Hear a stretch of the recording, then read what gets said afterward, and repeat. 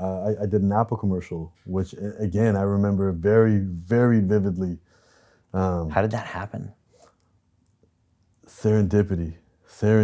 They seem to have their eyes out for new talent. They have their eyes out for new talent, but what ended up happening was, so what happened was, in 2016, the summertime, a TV show in Canada, so we have the CBC in Canada, called Canada Reads. And it's a story, and it's a show about books. They take public figures, and each of them pick a book that they love, and they think the rest of the country should read.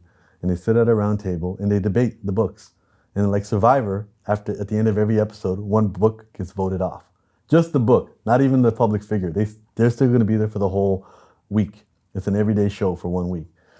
So they call me and they're like, hey, we would love for you to be on the show. And they're like, we'll give you 10 grand to be on the show. And all you got to do is read 5 books and debate your favorite book. And I was like, you're going to pay me 10 grand to read books? I can like sit down and read a book casually and get paid for it? Like, this is amazing. And they're like, yeah.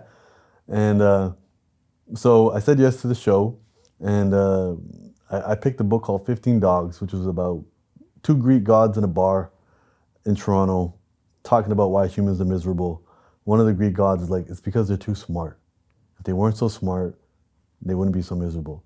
And the other Greek god's like, all right, let's have a bet. Let's give another animal human intelligence. Let's see if they can die happy.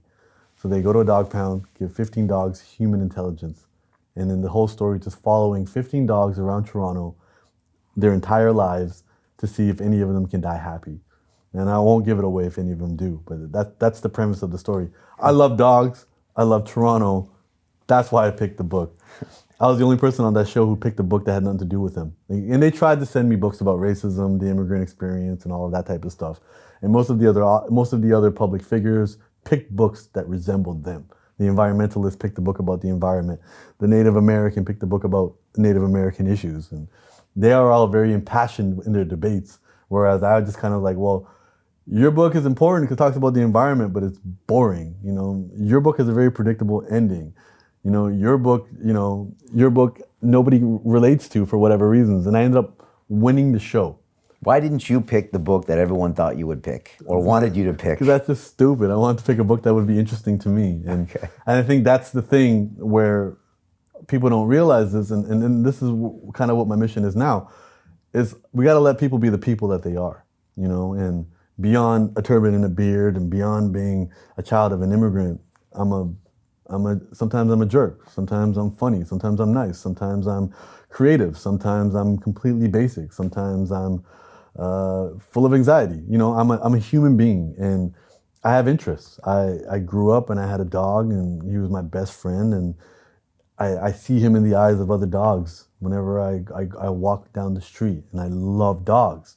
In my city, I love my city, and someone's like, here's a story about dogs in your city. That to me will be more, that's something that I will enjoy instead of reading somebody else's experience about coming to a new country and dealing with racism. And because my parents dealt with it, but they viewed it as a natural part of their journey. You know, they're like, we're gonna move to Canada. This is somebody else's country. They're not gonna want us to be there. They're gonna be mean to us. We'll deal with that. They also have something called snow. We're gonna have to deal with that as well. And my parents dealt with racism like they dealt with snow. They just prepare accordingly, you know, and it's part of that new environment that you're in. And so I had that mindset, you know. I grew up, you know, not really getting offended and bothered by the racism that I encountered. It built a resiliency in me. And at this point, there's no self-pity in me, so I'm not gonna rehash these stories. So I ended up winning the show.